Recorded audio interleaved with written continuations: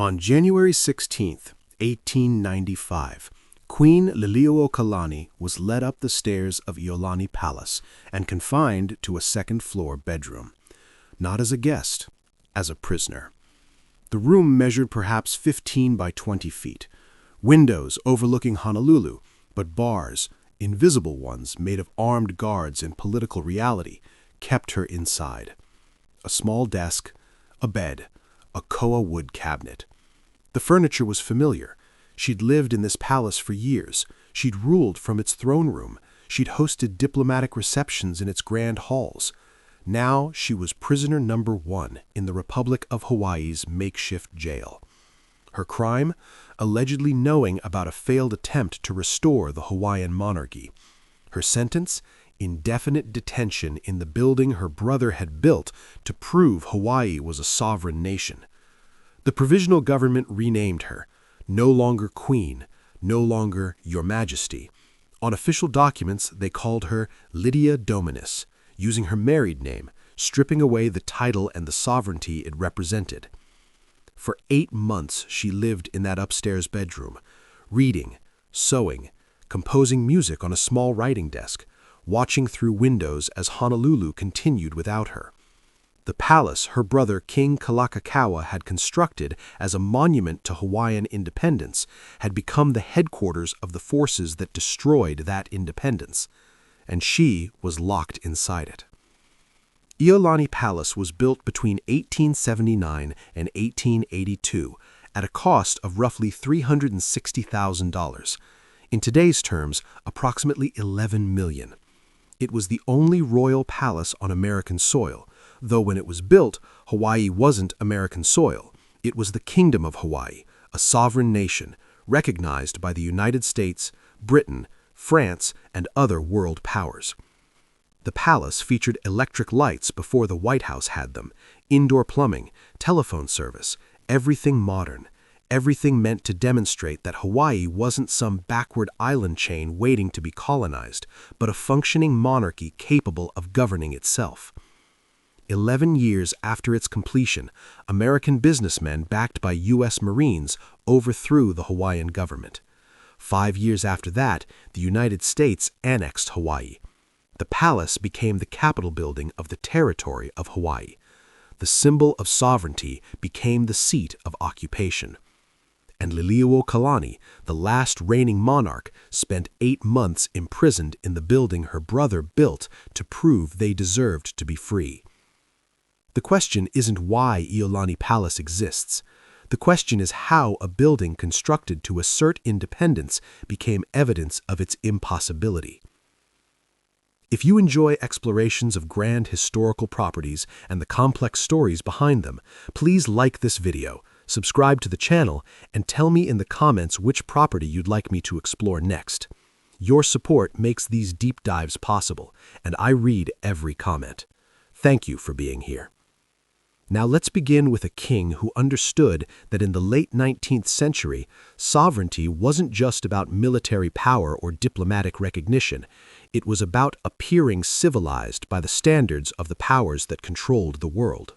David Kalakaua became king of Hawaii on February 12, 1874, after the death of King Lunalilo. He wasn't the obvious choice. Lunalilo had died without naming a successor. The Hawaiian Constitution allowed the legislature to elect a new monarch from among the ʻIʻaliʻi, the noble class. Kalakaua ran against Queen Emma, widow of King Kamehameha IV. The vote was close. Kalakaua won 39-6. His supporters celebrated. Emma's supporters rioted. The Honolulu courthouse was attacked. 13 legislators who voted for Kalakaua were injured. The provisional government requested help from American and British ships in Honolulu harbor. Marines came ashore to restore order. Kalakaua's reign began with foreign troops in Hawaiian streets. It would end the same way, but under very different circumstances. He was 41 when he took the throne. Educated, well-traveled within the islands. He spoke Hawaiian, English, and understood the political pressures his kingdom faced. Because by 1874, Hawaii existed in a precarious position. Technically sovereign, internationally recognized, but surrounded by imperial powers, the United States, Britain, France, Japan, all of whom had strategic and economic interests in the Pacific. And on the islands themselves, American sugar planters and businessmen controlled increasing portions of the economy. These weren't just immigrants. They were men who'd arrived from the mainland, acquired land, built plantations, and amassed fortunes. They paid taxes to the Hawaiian crown, but their loyalty was complicated. Their wealth came from Hawaii. Their identity remained American. Kalakaua understood the balance he needed to maintain. Keep the foreigners invested in Hawaii's stability without letting them control the government. Assert Hawaiian sovereignty without provoking intervention from powers that could crush the kingdom militarily. And he understood that in the late 1800s, civilized meant specific things: Western-style government, modern infrastructure, grand architecture, all the trappings of European monarchy. Hawaii had the government. It had a constitution, a legislature, courts. What it lacked was the visual symbolism, the palaces and ceremonies that announced to the world, we are not primitives waiting to be governed, we are equals. So Kalakaua set out to build that symbolism, starting with the palace. When Kalakaua became king, the royal residence was a modest wooden structure built in the 1840s. It served its purpose: rooms for the monarch, space for official functions, but it didn't impress. It didn't announce power or permanence or equality with the courts of Europe and Asia. Kalakaua wanted something grander, something that would make foreign diplomats understand they were dealing with a legitimate monarchy, not a colonial protectorate waiting to happen. He commissioned architects Thomas J. Baker, Charles J. Wall, and Isaac Moore to design a new palace. The style would be American Florentine, a blend of Italian Renaissance architecture adapted for tropical climate. Stone and concrete construction, 2 stories, wide verandas for ventilation, modern amenities throughout. The design incorporated the latest technology: electric lights powered by the palace's own generators, flush toilets connected to a modern sewage system, speaking tubes connecting rooms, an early intercom system, telephones once the technology reached Hawaii. All of this before the White House had electric lighting, before most American homes had indoor plumbing. The symbolism was deliberate. Hawaii wasn't behind the times, it was ahead. Construction began in 1879. The old palace was demolished. Workers excavated the foundation for the new building. Coral block and brick were used for the walls. Koa wood, native Hawaiian timber prized for its beauty and strength, was incorporated throughout the interior. Local craftsmen worked alongside imported specialists. The chandeliers came from Europe. Furniture was commissioned from Hawaiian and American artisans. Every detail was meant to reflect both Hawaiian culture and modern sophistication. The cost estimates started at $75,000. That number climbed steadily as construction progressed. Modern amenities weren't cheap. Quality materials cost more than anticipated. Labor expenses mounted. By the time Iolani Palace was completed in 1882, the total cost had reached approximately $360,000. In 2024 terms, roughly $11 million. For a kingdom with a small tax base and limited revenue, this was astronomical. Critics, particularly American businessmen who paid property taxes, argued it was irresponsible, extravagant, evidence that the monarchy couldn't manage finances. Kalakaua argued it was necessary, that Hawaii needed to present itself as a modern nation, that the palace was an investment in sovereignty. Both arguments contained truth. Both would be used against him. The numbers tell part of the story. The details complete it. Iolani Palace stands on 11 acres in downtown Honolulu. The building itself measures approximately 240 feet long and 140 feet wide. 2 stories above ground, plus a basement. The foundation used coral block and concrete. The walls combined brick with Portland cement plaster.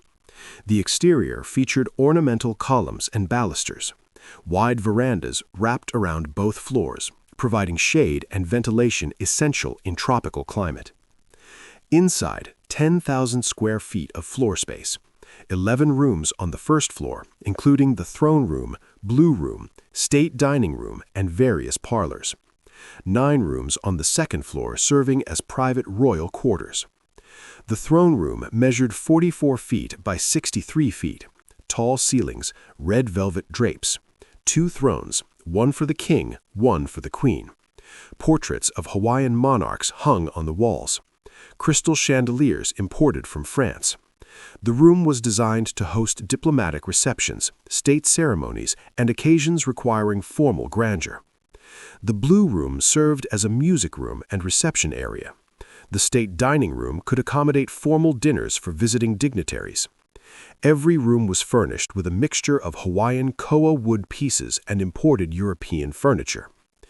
The electric lighting system was installed in 1886, 4 years after the palace opened, 4 years before the White House got electric lights. The palace had its own generating plant. Wiring ran through the walls to fixtures in every major room. The plumbing system included 4 bathrooms with flush toilets and running water. The sewage system connected to Honolulu's municipal infrastructure. Hot and cold water ran to designated rooms. Telephone service was added once Hawaiian Telephone Company established operations. The palace had multiple phone lines connecting to government offices and private residences. Annual operating costs for the palace, approximately $15,000. For comparison, the entire Hawaiian government's annual budget in the 1880s was roughly $2 million. The palace consumed about 3/4% of total government spending. Critics called it wasteful. Defenders called it proportional to the needs of representing a sovereign nation. The debate would continue throughout Kalakaua's reign, because the palace wasn't just a building, it was a political statement. And in 1880s Hawaii, every political statement had consequences. Kalakaua didn't just build a palace, he built a vision of what Hawaii could be. In 1881, he embarked on a world tour, the first reigning monarch to circumnavigate the globe. He visited Japan, China, Siam, Burma, India, Egypt, Italy, France, Spain, Portugal, Britain, and the United States. Everywhere he went, he was received as a head of state. Audiences with emperors and queens and presidents, state dinners, diplomatic ceremonies, all the protocol afforded to legitimate monarchs. The trip had multiple purposes: diplomatic recognition, trade negotiations, immigration discussions, Hawaii's sugar plantations needed workers, and Kalakaua explored bringing laborers from Asia. But the trip also had symbolic value.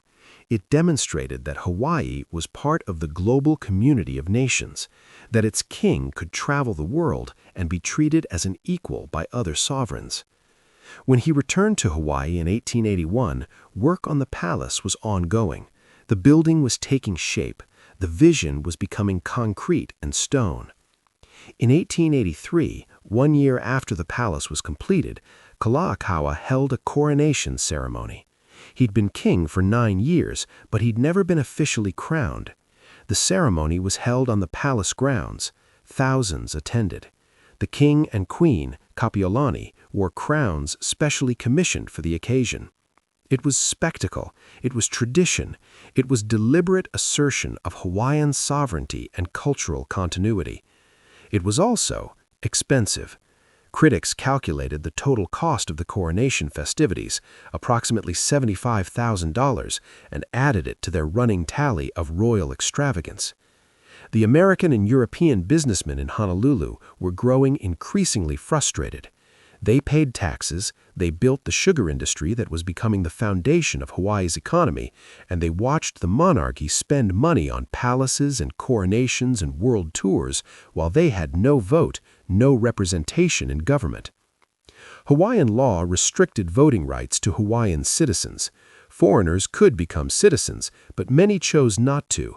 They wanted the economic benefits of living in Hawaii without the political loyalty citizenship required.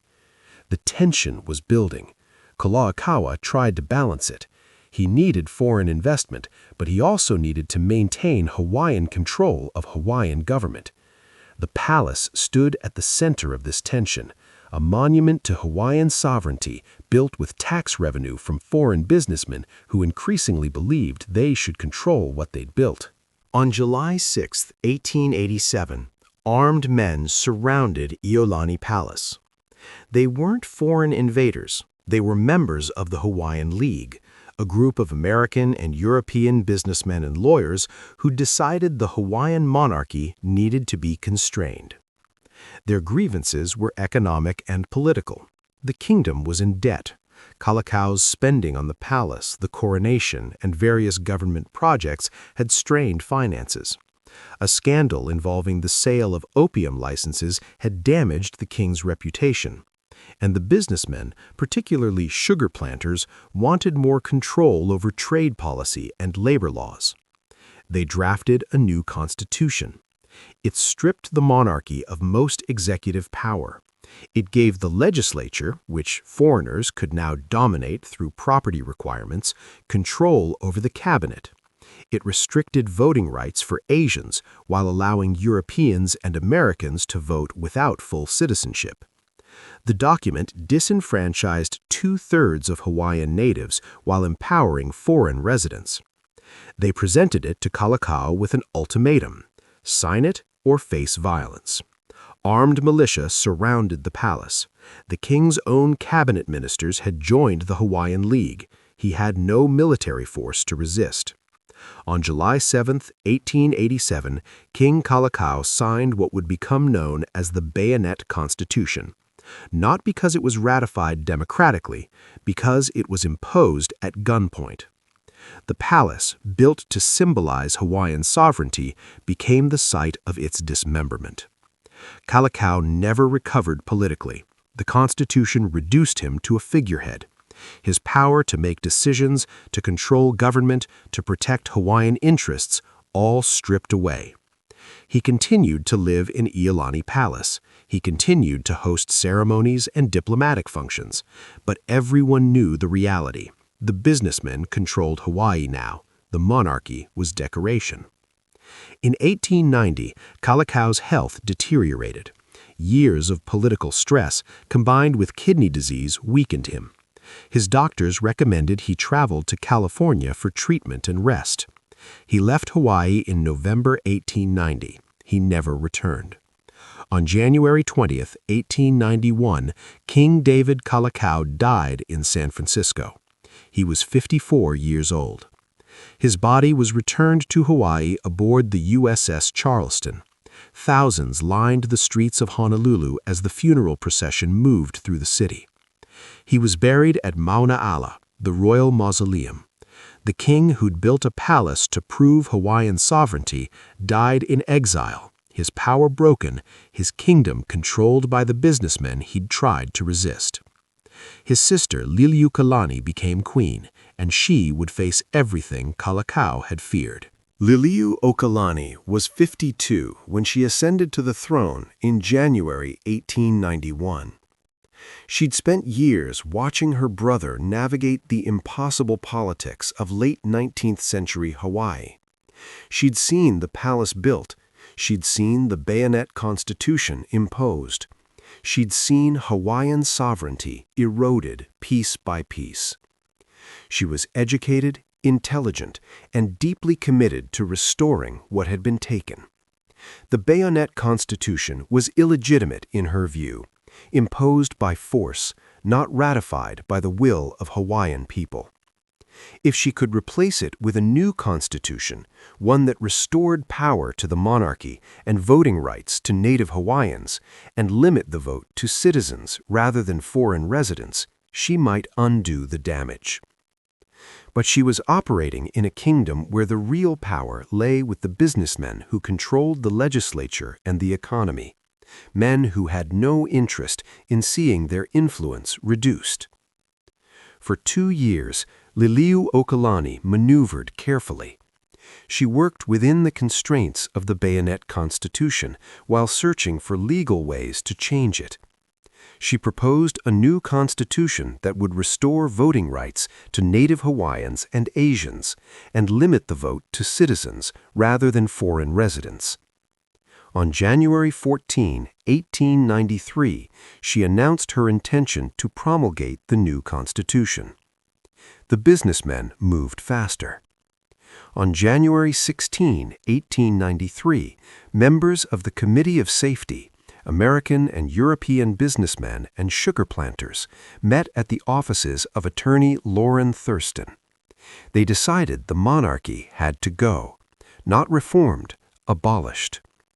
They had support from John L. Stevens, the U.S. Minister to Hawaii. Stevens had already communicated with Washington, suggesting that American annexation of Hawaii would serve U.S. strategic interests.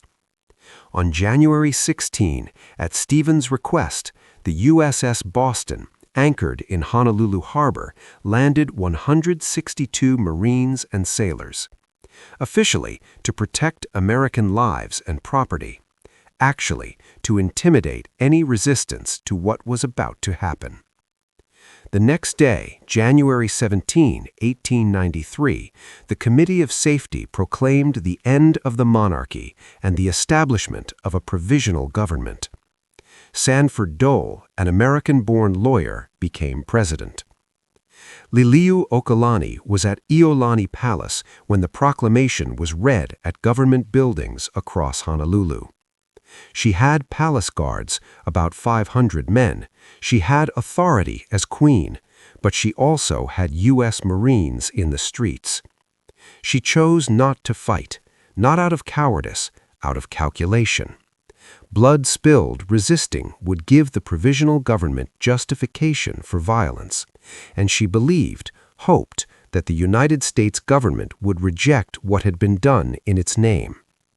She issued a statement yielding her authority until such time as the government of the United States shall, upon the facts being presented to it, undo the action of its representatives and reinstate me in the authority that I claim as the constitutional sovereign of the Hawaiian Islands.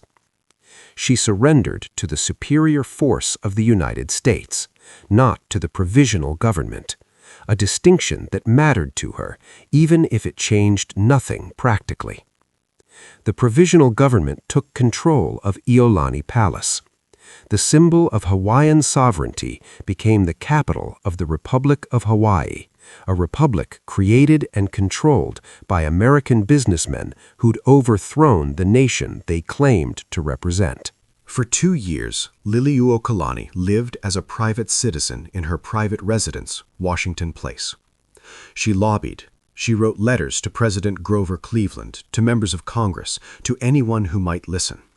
She explained what had happened, how American Marines had enabled the overthrow, how the provisional government represented foreign interests, not Hawaiian citizens. Cleveland, to his credit, investigated. He sent James Blount, a former congressman, to Hawaii to determine what happened. Blount's report confirmed that the overthrow was illegal, that Minister Stevens had acted improperly, that the Hawaiian people had not consented to the provisional government. Cleveland sent a message to Congress recommending that the monarchy be restored. Congress ignored him. The provisional government in Hawaii ignored him. And by 1894, when Republican William McKinley won the presidency, even executive support evaporated. The Republic of Hawaii declared itself permanent. Sanford Dole became president under a new constitution that excluded most Native Hawaiians from voting. In January 1895, a small group of royalists attempted a counter-revolution. The goal was to restore Liliuokalani to the throne by force. Weapons were stockpiled. Plans were made for coordinated attacks on government positions. The coup failed before it began. The Republic's forces discovered the weapons cache. Arrests followed. And though Liliuokalani was not directly involved, she'd been deliberately kept uninformed to maintain plausible deniability. Documents found during the arrests suggested she'd known something was being planned. On January 16, 1895, exactly 2 years after the proclamation that ended the monarchy, government agents came to Washington Place and arrested Liliuokalani. They brought her to Iolani Palace, to the building her brother built, the place where she'd been queen for 2 years, and they locked her in an upstairs bedroom. The charge, treason against the Republic of Hawaii. The evidence, letters suggesting foreknowledge of the counter-revolution attempt. The sentence, pending trial. For 8 months she lived in that room, prisoner number 1. No longer addressed as queen or even by her royal name. Official documents called her Lydia Dominus. The room was comfortable as prisons go, furnished with her own belongings. She could read, sew, compose music, but armed guards stood outside. She couldn't leave. She couldn't receive visitors without government approval. She used the time to create. She quilted. She wrote music, including what would become Aloha Oe, one of Hawaii's most famous songs, though scholars debate whether it was written during imprisonment or earlier. She read. The government provided newspapers, carefully selected. She could see how her imprisonment was being reported, how the Republic justified holding a former monarch without trial. In September 1895, she was tried by military tribunal. The charge was formally misprision of treason, knowing about treason and failing to report it. She was found guilty and sentenced to 5 years hard labor and a $5,000 fine. The sentence was immediately commuted to imprisonment in Iolani Palace. She'd already served 8 months. In January 1996, she was pardoned and released, but restricted to Honolulu and forbidden from political activity. She returned to Washington Place. The palace remained the capital of the republic that had imprisoned her. Numbers again, because they clarify what words sometimes obscure. The overthrow happened on January 17, 1893. 162 U.S. Marines and sailors were on Honolulu streets that day. The Queen's Palace Guard numbered approximately 500. But numbers of troops don't tell the full story. The Queen faced a choice between resisting and hoping for American intervention to restore her. Resistance meant bloodshed. Hope meant surrender. She chose hope. The provisional government lasted 1 year, until July 4, 1894, when it declared itself the Republic of Hawaii. The Republic's constitution restricted voting to male citizens who could read English or Hawaiian and who either owned property worth $1,500 or had income of $600 annually. These requirements excluded most Native Hawaiians and Asian immigrants, while empowering American and European residents.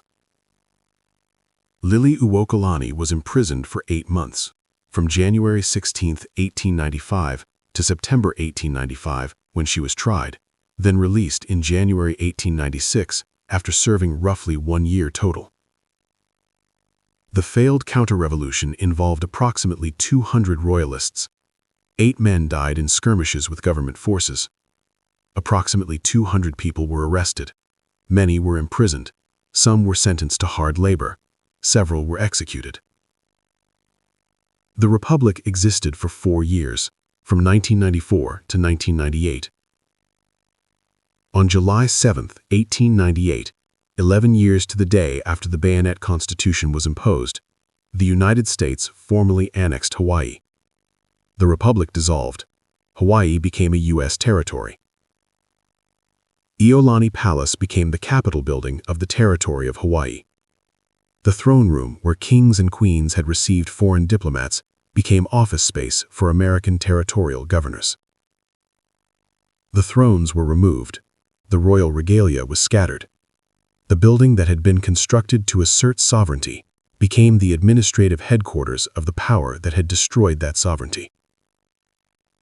Liliuokalani lived until November 11, 1917. She was 79. She spent her final years at Washington Place, writing, composing music, and fighting for compensation for land seized during the overthrow. In 1909, the U.S. Congress approved a settlement, $20,000 for her lost income and property, roughly $550,000 in 2024 terms. She'd requested far more. She'd lost a kingdom. They paid her for inconvenience. She never stopped asserting that the overthrow was illegal, that Hawaii's annexation violated international law and the will of Hawaiian people, that the monarchy should be restored. It never was. Hawaii became the 50th U.S. state in 1959, 42 years after Liliuokalani died. After annexation, Iolani Palace served as the capital of the territory of Hawaii, then the state of Hawaii after 1959. The throne room became the Senate chamber. The Blue Room became the House of Representatives. The dining room and parlors were converted to offices. The second floor, where Liliuokalani had been imprisoned, housed more offices. The building was modified extensively. Partitions were installed to create smaller rooms. Drop ceilings were added. Carpeting covered the original floors. The chandeliers were removed or altered. The koa wood was painted over. For decades, legislatures worked in the building without thinking much about its history. It was just the capital, old, needing repairs, but functional. By the 1960s, the state needed more space. The government had outgrown the palace. In 1969, a new Capitol building was completed across the street, a modern structure designed in the 1960s architectural style, all concrete and open spaces. The legislature moved out. Iolani Palace sat empty, deteriorating, uncertain of its future. Some suggested demolition. The building was old, expensive to maintain, and no longer served its governmental function. Why not tear it down and use the land for something practical? Others recognized what had been lost. The palace wasn't just an old building. It was the only royal palace on American soil. It represented Hawaiian sovereignty, culture, and a history that annexation hadn't erased. In 1962, even before the new Capitol building was built, concerned citizens formed the Friends of Iolani Palace. Their goal, preserve the building and restore it to its original appearance. The restoration began in 1969 and took decades.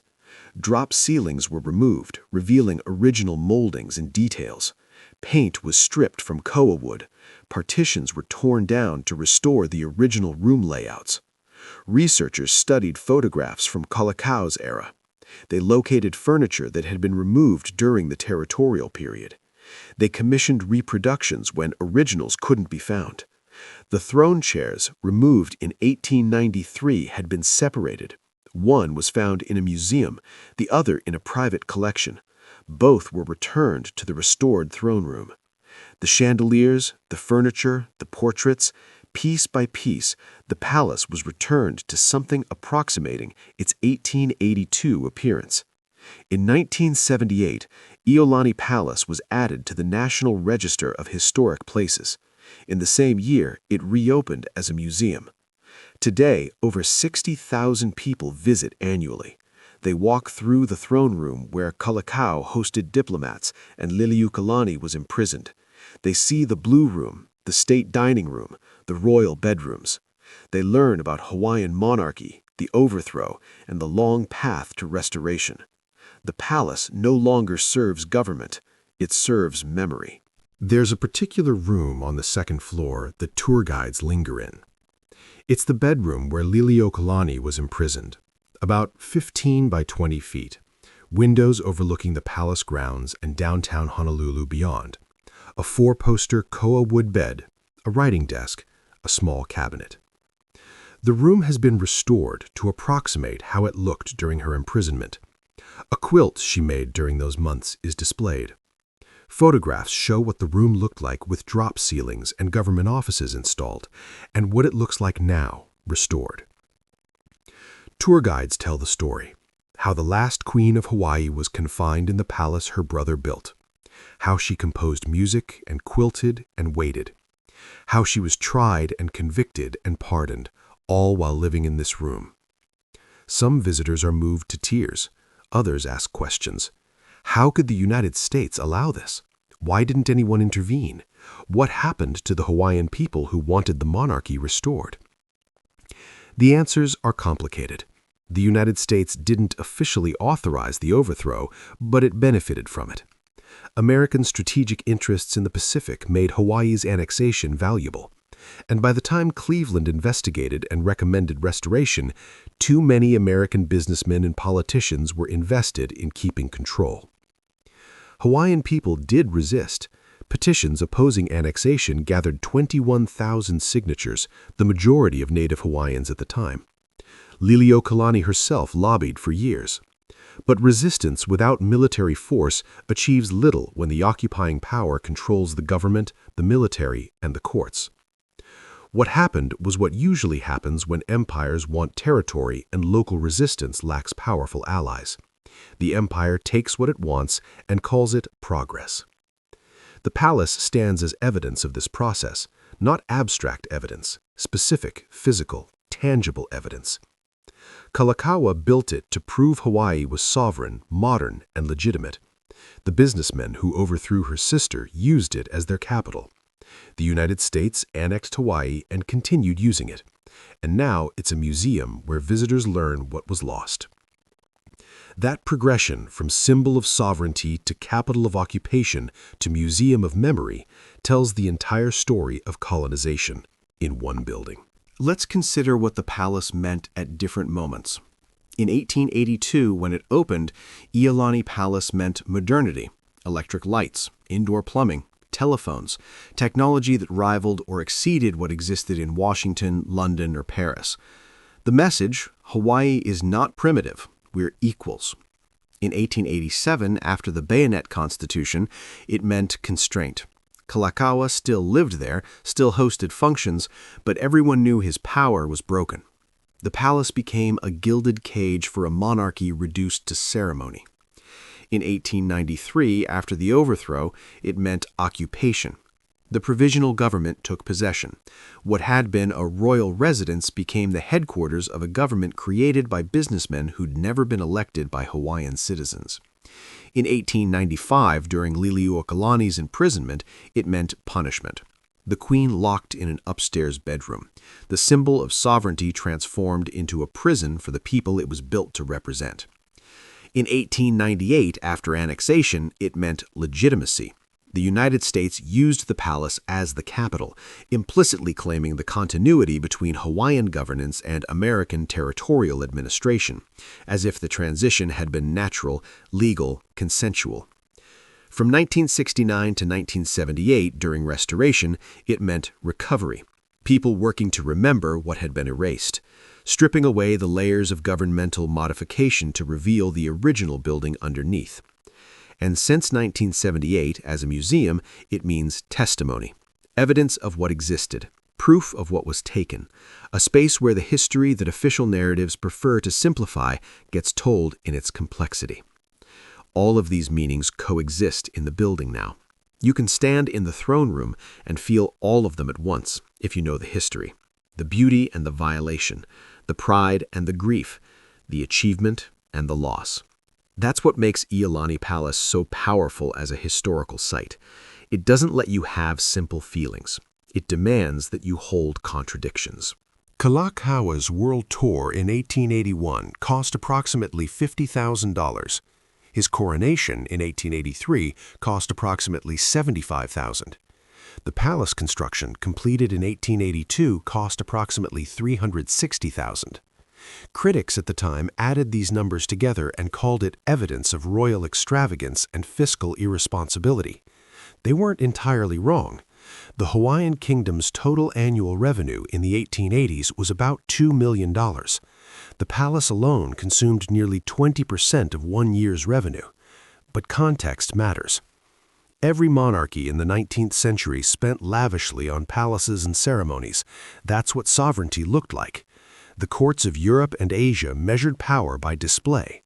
Britain's Buckingham Palace, France's Palace of Versailles, Russia's Winter Palace, Japan's Imperial Palace, all required enormous expenditure to maintain. For Hawaii to be taken seriously as a sovereign nation rather than dismissed as a colonial outpost, it needed the same symbols. The palace wasn't just Kalakaua's vanity, it was the kingdom's legitimacy. The problem was scale. Britain could afford Buckingham Palace because it had an empire and tax revenue from millions of subjects. Hawaii was a small island kingdom with a population of about 80,000 in the 1880s. Revenue came primarily from sugar exports, controlled largely by American planters who resented paying taxes to the monarchy. Kalakaua was trying to project power the kingdom couldn't quite afford, not because he was foolish, but because the alternative, appearing weak, invited the very colonization he was trying to prevent. It didn't work. The businessmen overthrew the monarchy anyway, but we can't know if appearing weak would have delayed or prevented the overthrow. We only know that appearing strong, building the palace, hosting the coronation, touring the world, wasn't enough to save sovereignty. The palace cost $360,000. Hawaii's independence, priceless in principle, worthless in practice when the United States decided it wanted the islands. There's a photograph of Queen Liliuokalani from the 1890s, after the overthrow, but before her imprisonment. She sits in a formal dress, hands folded, looking directly at the camera. Her expression is composed, not angry, not defeated, just present, waiting. What was she waiting for? Justice, perhaps, American intervention to restore the monarchy, recognition that what had been done was illegal and should be undone. She waited decades. It never came. President Cleveland called the overthrow illegal. His representative, James Blount, confirmed that the Hawaiian people didn't support the provisional government, but words without action are just noise. Congress didn't act.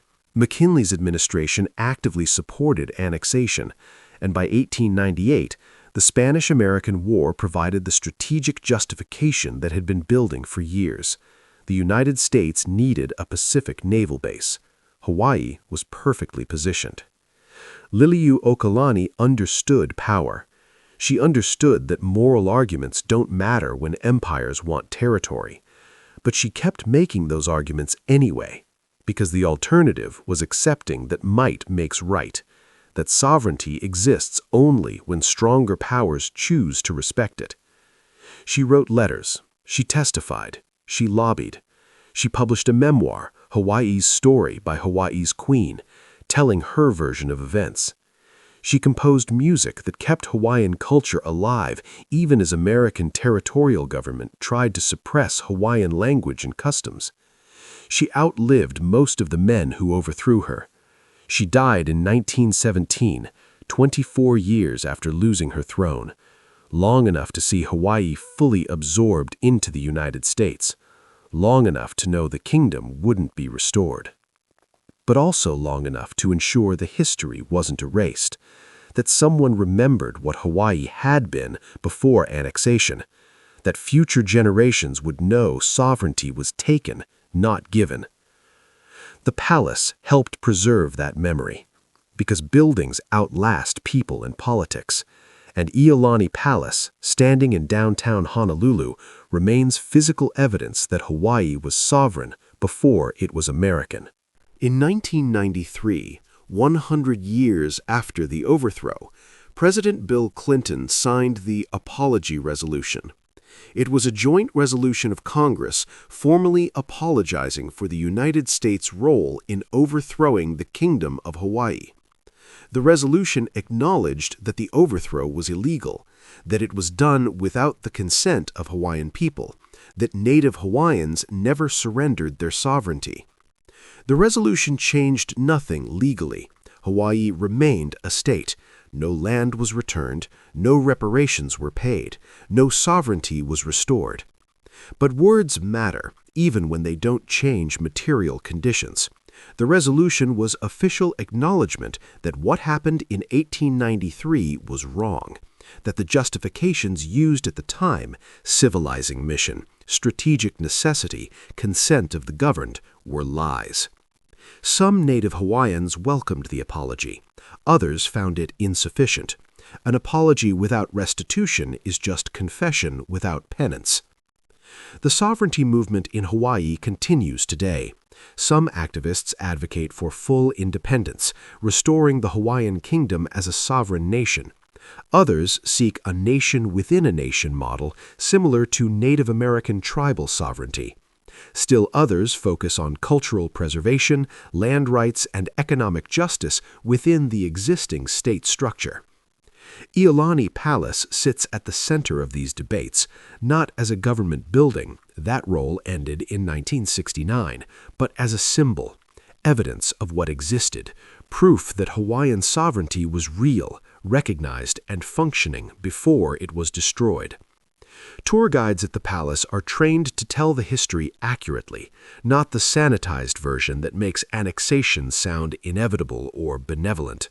The actual history, a kingdom overthrown by businessmen backed by American military force, a queen imprisoned in her own palace, a nation absorbed against the will of its people. Some native Hawaiians find this uncomfortable. They came expecting tropical beauty and royal romance. They get colonization and occupation. But that discomfort is the point. History that makes everyone comfortable is probably incomplete. The restoration of Iolani Palace required more than just removing drop ceilings and repainting walls. It required recovering objects. The thrones had been separated. Royal regalia had been scattered or sold. Furniture had disappeared into private collections or been destroyed. Researchers spent years tracking down what remained. They found one throne in the Bishop Museum in Honolulu. The other was located in a private collection on the mainland. Both were returned and placed in the throne room. The king's crown and queen's crown, created for Kalakaua's 1883 coronation, had been stored separately for decades. They were recovered and are now displayed in the palace. Photographs from the 1880s and 1890s guided restoration decisions. What color were the walls? What fabrics covered the furniture? How were the rooms arranged? When original pieces couldn't be found, reproductions were commissioned using traditional methods. Koa wood furniture crafted by Hawaiian artisans, draperies woven to match historical patterns. The goal wasn't to create a fantasy or a stage set. The goal was to show, as accurately as possible, what the palace looked like when it functioned as a royal residence. This matters because accuracy is resistance. Every detail restored is evidence against narratives that minimize Hawaiian sovereignty. The palace wasn't primitive or backward. It was modern, sophisticated, and comparable to royal residences anywhere in the world.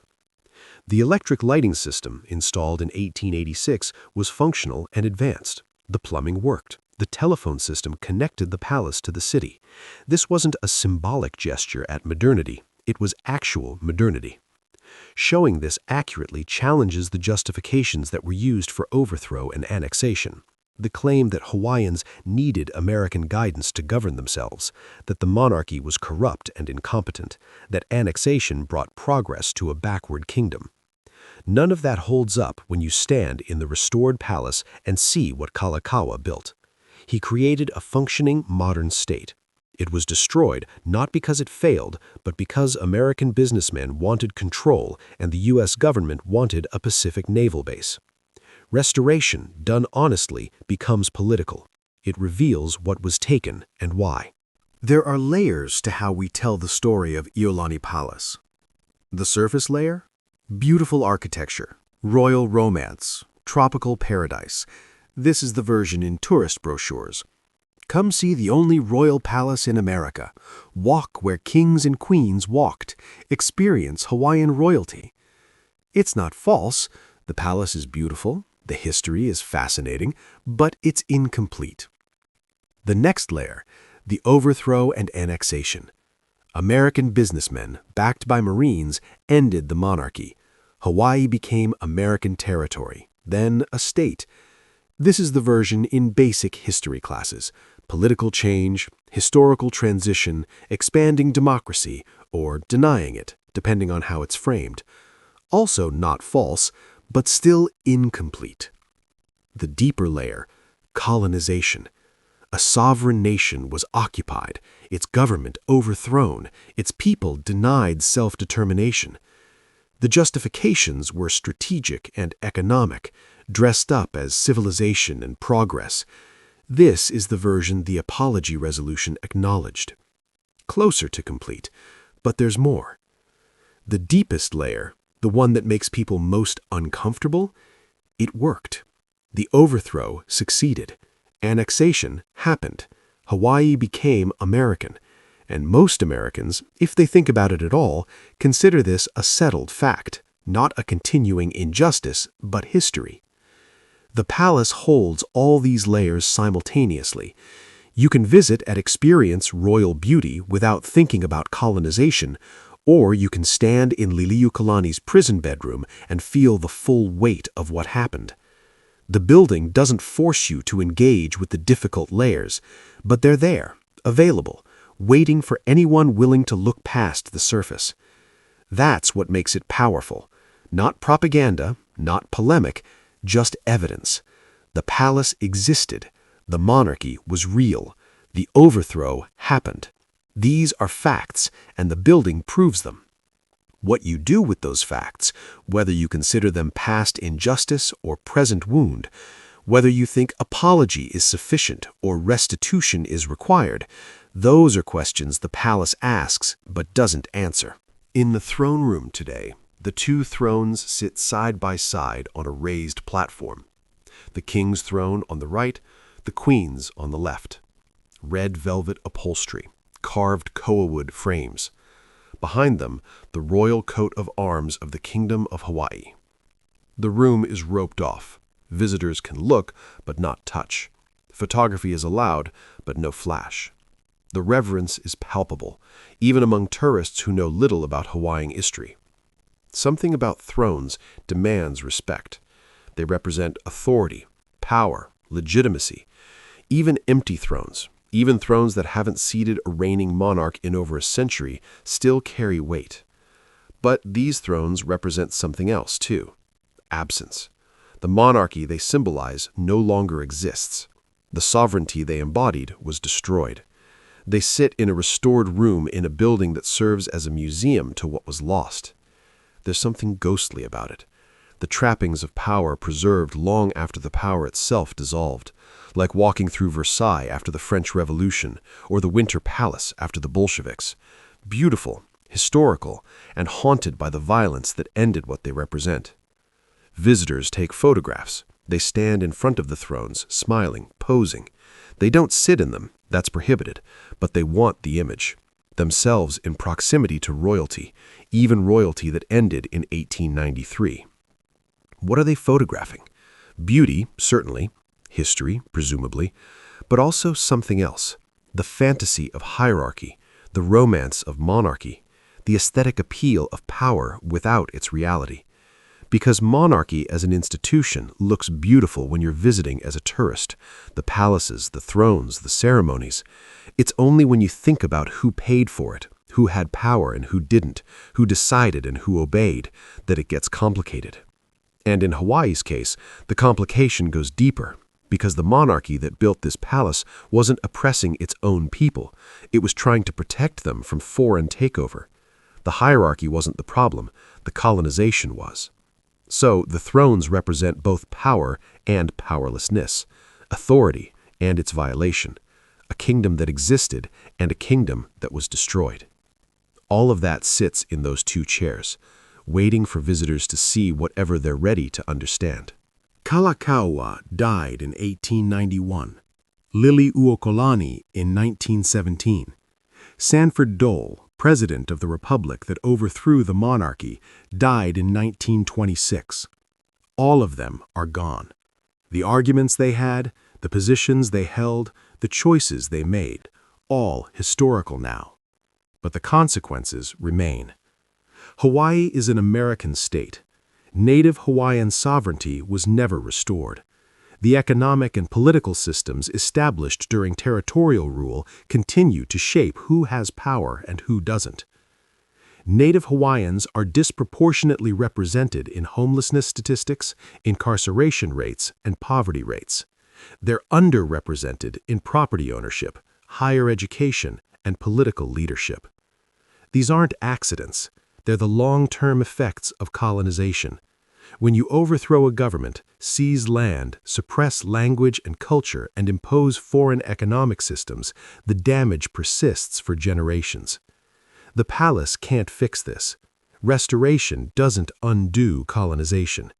A museum doesn't restore sovereignty. But it does preserve memory, and memory is necessary even when it's not sufficient. Because you can't address historical injustice if you don't acknowledge it happened. You can't repair damage if you pretend there was no damage. You can't move forward if you don't understand how you got here. Iolani Palace forces acknowledgement. It's physical proof that Hawaii was sovereign, that the monarchy was legitimate, that what happened in 1893 wasn't progress or inevitability, but violence.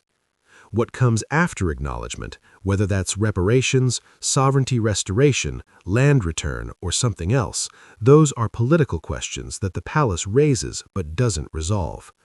Some visitors leave the palace tours angry that this history isn't taught in schools, angry that annexation is presented as benevolent or inevitable, angry that native Hawaiians are still fighting for recognition and rights in their own homeland.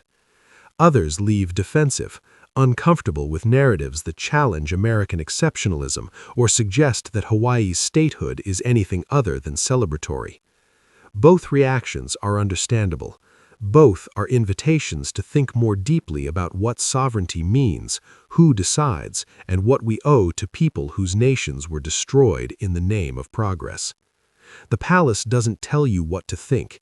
It just gives you the information and lets you wrestle with it. On the palace grounds, there's a banyan tree that was planted in the 1880s. It's grown massive over the decades. The roots spread across the lawn, the branches extend wide, providing shade for tour groups gathering before entering the building. Trees outlast governments. That banyan has lived through monarchy, republic, territory, and statehood. It was there when Liliuokalani was imprisoned. It was there when the building became a capital. It was there during restoration. It will likely be there long after current political arrangements have changed again. There's something reassuring about that. The impermanence of human systems versus the persistence of living things. What we build, we can unbuild. What we create, we can recreate differently. Sovereignty is a human construct. Borders are human constructs. Governments are human constructs. They feel permanent when you're living in them, but history shows they change constantly. The Kingdom of Hawaii existed for less than a century in the form Kalakaua knew it. The Republic of Hawaii existed for 4 years. The territory of Hawaii lasted 61 years. The state of Hawaii has existed for 65 years so far. None of these arrangements are permanent. None are inevitable. They're just the systems that exist right now, maintained by people who benefit from them or lack power to change them. The palace is evidence that different arrangements existed before. It's also evidence that arrangements can be destroyed, and if they can be destroyed, they can be recreated. What that recreation might look like, whether full independence or sovereignty within the U.S. framework or something else entirely, those are questions for native Hawaiians to determine, not for outsiders to impose. But the palace keeps the question alive.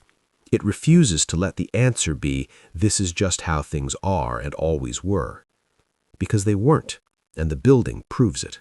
Stand in the throne room at closing time, when the last tour groups have left and the staff are preparing to lock up for the night. The thrones sit empty. The chandeliers hang dark. The portraits of Hawaiian monarchs look down from the walls. Kamehameha, Lunalilo, Kalakaua, Liliuokalani, faces of people who ruled a sovereign nation. The silence feels heavy, not peaceful, heavy. Because this room has held so much. Diplomatic receptions where foreign ambassadors recognized Hawaiian sovereignty, ceremonies where Kalakaua asserted his authority, the proclamation that ended the monarchy, Senate sessions during territorial rule, and now tour groups learning history. The room has been a throne room, a government chamber, and a museum exhibit. It's been a site of power, occupation, and memory. All of those meanings coexist in the space. What is Iolani Palace now? It's a museum, a national historic landmark, a tourist attraction drawing 60,000 visitors annually, a site of education where people learn about Hawaiian monarchy and American colonization. It's also a symbol. For some, a symbol of lost sovereignty that should be restored. For others, a historical transition from monarchy to democracy. For others still, a beautiful building with complicated history worth preserving. All of these are true, none complete the story. Because Iolani Palace is fundamentally about the gap between what was intended and what happened. Kalakaua built it to assert sovereignty. It became the headquarters of the forces that destroyed sovereignty. He built it to prove Hawaii was civilized by Western standards. Those same standards were used to justify overthrow. The palace was meant to protect Hawaiian independence. It couldn't. Not because it wasn't grand enough, or modern enough, or legitimate enough, but because sovereignty ultimately depends on power. And when the United States decided it wanted Hawaii, the palace's electric lights and indoor plumbing didn't matter. What remains is the building itself, stone and wood and glass.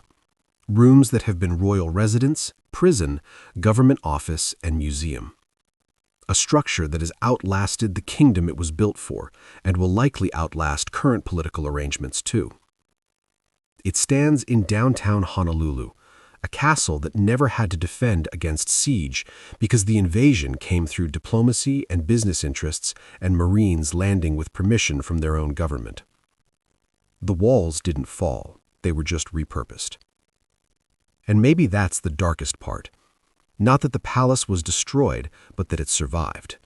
Not as a symbol of sovereignty, but as evidence of its violation. Not as a royal residence, but as a museum where visitors pay admission to see what colonization looks like when it's preserved and painted and opened for tours. Kalakaua wanted permanence, something that would outlast him and prove what was possible. He got it. The palace remains, beautiful, restored, historically significant, everything he wanted it to be, just not for the nation he built it for. The building endures, the kingdom is gone, and tourists keep coming, photographing the thrones, walking the halls, trying to imagine what it was like when this was home to sovereigns rather than memory. The chandeliers hang dark now. The palace will open again tomorrow. The tour guides will tell the story again. The visitors will listen or not. The building will stand, holding all its contradictions, waiting for whatever comes next. Permanent, violated, preserved. A palace that became a prison that became a museum. And in the quiet, after everyone leaves, the empty thrones sit in the throne room, facing forward, waiting for monarchs who will never return.